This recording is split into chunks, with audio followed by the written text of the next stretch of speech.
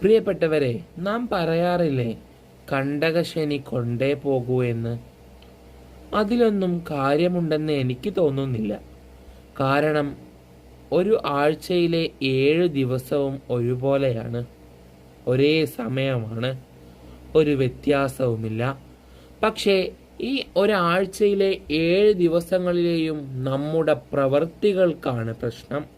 നമ്മുടെ പ്രവൃത്തികളാണ് മോശം.